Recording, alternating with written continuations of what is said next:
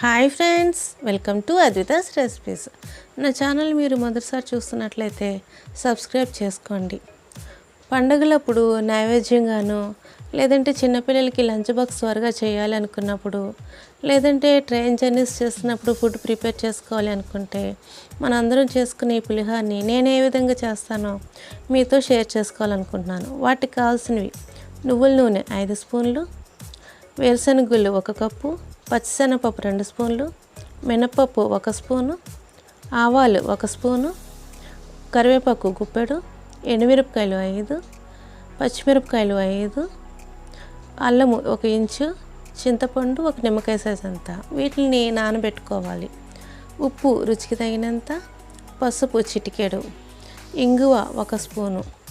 ముందుగా మనం కడాయి పెట్టుకుని అందులో 2 స్పూన్లు నువ్వుల నూనె వేసుకుని, ఆ నూనె వేగిన తర్వాత అందులో మనం పల్లీలు వేసుకుని సన్నని సగం మీద వేయించుకోవాలి. ఈ పల్లీలు కొంచెం వేగిన తర్వాత అందులో మనం పచ్చిశనగపప్పు వేసుకుని ఒక 2 నిమిషాలు వేయించుకోవాలి.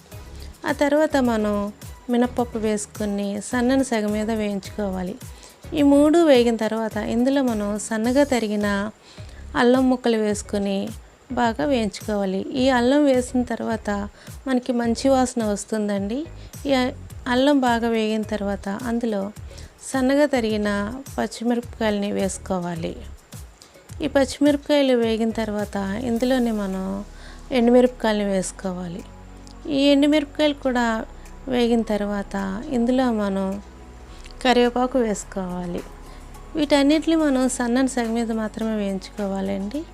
ఆ తర్వాత మనం ఇందులోనే ఆవాలు వేసుకోవాలి. ఈ ఆవాలు కూడా వేగుతున్న తర్వాత ఇందులో చివరిగా మనం ఇంగువ వేసుకోవాలి.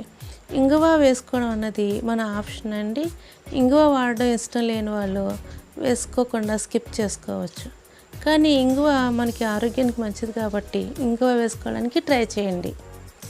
ఇవన్నీ వేగిన తర్వాత వీటిని పక్కన పెట్టుకోవాలి. ఆ తర్వాత మరొక కడాయి తీసుకుని అందులో కూడా 2 స్పూన్లు నువ్వుల నూనె వేసుకొని అందులో చింతపండు గుజ్జుని వేసుకొని దాన్ని బాగా మరగనివ్వాలి. చింతపండు గుజ్జుని ఇంత చిక్కగా మనం తీసుకుని వేసుకుంటే మనకి చింతపండు గుజ్జు త్వరగా దగ్గరకు వస్తుందండి. ఇందులోనే రుచికి తగినంత ఉప్పు, చిటికెడు పసుపు వేసుకొని బాగా కలుపుకోవాలి. చూసారు కదండి, చింతపండు గుజ్జు చాలా త్వరగా దగ్గరికి వచ్చేసింది. ఇప్పుడు మనం ఒక సందికలు తీసుకుని అందులో 1 ఇంచు అల్లము, 1 అర స్పూన్ ఆవాలు వేసుకుని బాగాను దానిని మెత్తని పేస్ట్లో వచ్చే వరకు బాగా చేసుకోవాలి. చూసారు కదండి, ఇది సందికల్లో అయితే త్వరగా అయిపోతుందని ఇందులో చేశాను. మిక్సీలో అయితే కొంచెం పేస్ట్ అవ్వదు కాబట్టి మీ ఇంట్లో ఏదైనా చిన్నవి ఇలాంటివి ఉంటే అందులో వేసుకొని మెత్తని పేస్ట్లా చేసుకోండి. ఇది ఈ పులిహోరలో కలపడం వల్ల ఆవాలు స్మెల్, అదేవిధంగా అల్లం వాసన కలిపి చాలా మంచి వాసన వస్తుంది. డిఫరెంట్ ఫ్రేగ్రెన్స్ వస్తుంది. మీరు తప్పకుండా ఈసారి పులిహోర చేసుకున్నప్పుడు ఈ విధంగా ట్రై చేయండి. ఆ తర్వాత మనం అన్నం తీసుకొని ఒక గిన్నెలో వేసుకొని వాటిని విడిగా చేసుకోవాలి. ఆ తర్వాత ఈ అన్నంలో మనం వేయించుకున్న పోపులు,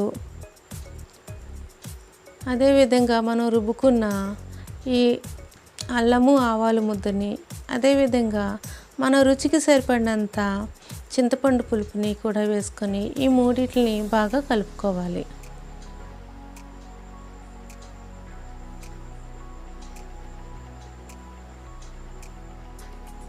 ఈ మూడింటిని బాగా కలుపుకున్న తర్వాత మనం ఇందులోనే రుచికి తగినంత ఉప్పు, అదేవిధంగా 1 స్పూను నూనె వేసుకుని బాగా కలుపుకోవాలి. ఈ నువ్వుల నూనె వేసుకోవడం వల్ల మనకి పులిహోర చాలా బాగా రుచిగా ఉంటుంది. చూసారు కదండి, ఈ పులిహోర చేసుకోవడం చాలా ఈజీ.